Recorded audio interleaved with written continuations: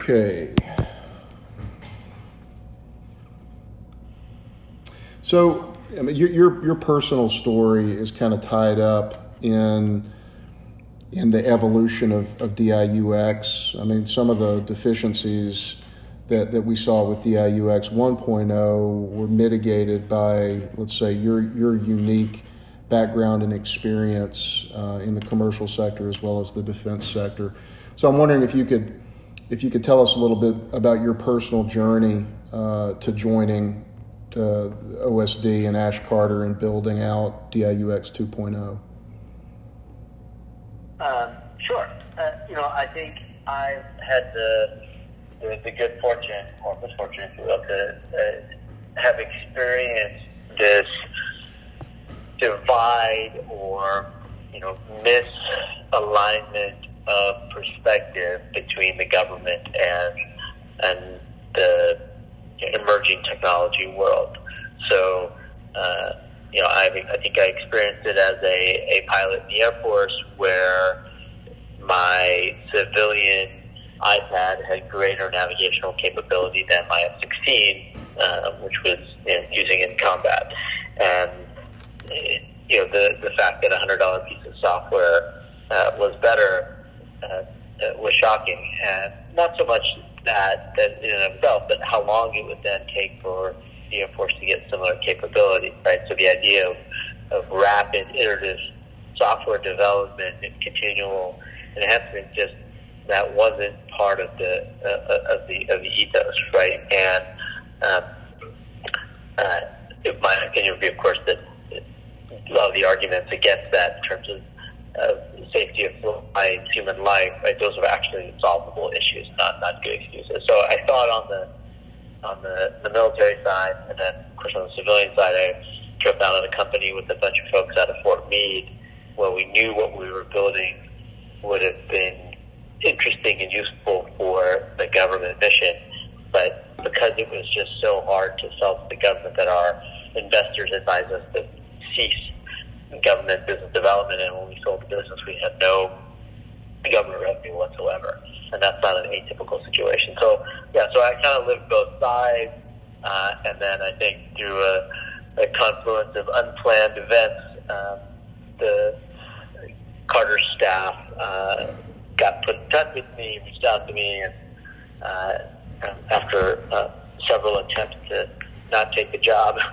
they were very persuasive and convinced me to come and do it, and more importantly, afforded me the support, the flexibility, and the resources to be successful. And I think my predecessors were not afforded those three things, and prevented them from achieving the mission. Can you elaborate on that a little bit? I mean, do you believe that your predecessor didn't enjoy the same level of top cover that you did when you took the job? Yeah, absolutely. So one, just from a background standpoint, right, like if you're going to engage in the Valley, you probably want somebody of the Valley, meaning they understand this place. And so it would be very, very hard for anybody who spent a career in the Pentagon to show up out here and be successful. You don't have the relationships, you don't have the background. And so I had some of that. More importantly, my team had a lot of that, so we were able to really be able to hire the team that we wanted. So, one, we had that background.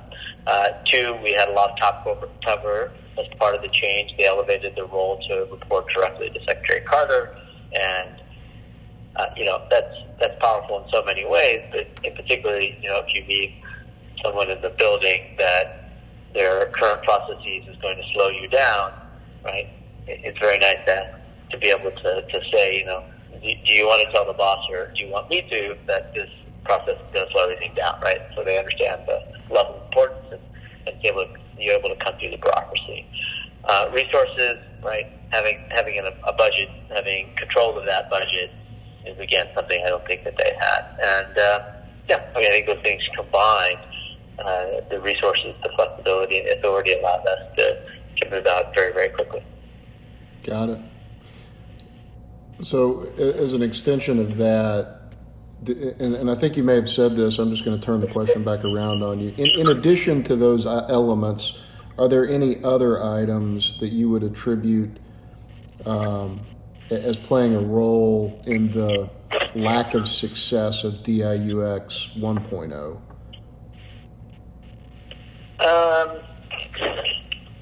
I just don't think they had a very they hadn't developed a consensus as to what success looked like, right? And that was, even higher up than just even the staff at the original DIUX. But like, what was it? Is this to be an outpost to build goodwill? Is it to build relationships? Is it to scout? Is it to acquire? Is it to implement? Right? Like, there's a lot of different things you can do, and I don't think they had a lot of clarity. It's really hard to be successful at a mission that you don't know, that you can't articulate. So for us, it was very clear, right? Like, we walked in and said, the mission is we are going to accelerate the deployment of technology and capabilities to the men and women in uniform that are going to use it for the department's business of warfare, right? And that was it. As fast as we can do, we're going to get the best, most innovative capabilities to where it matters. And so it's very focusing, right? If we weren't doing that, well, we shouldn't be doing it.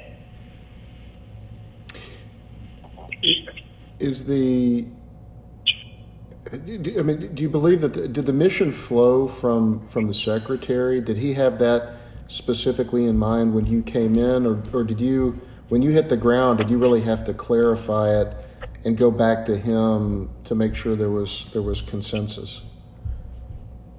No, I think there was consensus around that, right? Like, he talked about it a lot, he's written a lot about it previously. I think he had a clear mind, for years on the fact of understanding how modern commercial technology is going to revolutionize the way we fight, and we need to be able to evolve with that. And at the end of the day, it all came down to capabilities. And so it was very clear. Now, how we implemented that, right, we had to do a lot of homework, right? So how is the best way to interface to the Valley? What's the best processes? How do we acquire quickly and flexibly? How do we work with the services, right? So we had to go and figure all those things out. But from a broad strokes, if you look at, I think, the original DIUX papers, it was always very focused on that. Yeah, got it. There's a lot of stuff, case studies, information already out there on the DIUX 2.0 operating model, like how you did what you did. Having said that, we'd love to hear in your own words just to describe the operating model. I mean, the primary pathway for the acceleration of these technologies to a use. Yeah, I mean, it was very straightforward. We solicited problem sets from our customers, which were the services, the combatant command, special forces units, and took their problems, not requirements, but problems, and then worked to find and engage the best company in the Valley. And so we would take the problem, we'd help define it, we created a special type of OTA vehicle called CSO, and designed that in a way where it was, it would certainly meet all the legal but the spirit and the letter of the law to ensure that we were being very good stewards of taxpayer dollars. But we built in a way that it could be fast. And so I think in my 2 years, we did 65 contracts or investments, if you will. And I think the average time is like 65 days or something. So, and there's like 50 steps within each one of them. We track those all. So designed that, built that, and then had creative ways of working with companies, right? Some companies, the money was the most important. For other companies, access to range space was most important. And so in all of those, we tried to maximize the benefit to the government and maximize, most importantly, the benefit to the warfighter. So there's lots of details. I think we wrote those case studies up, so I won't bore you with all the arcana, but that was the process. What was the arc of your relationship like with stakeholders in the Valley? I mean, when you showed up out there, were there issues that stemmed from the lack of success of DIUX 1.0 that you had to overcome, or were people, just because of your personal credibility, were people generally accepting that you were a group that they wanted to work with? Talk a little bit about how you handled that. Yeah, so I've been in the Valley for a while, but had some relationships. Our team had relationships.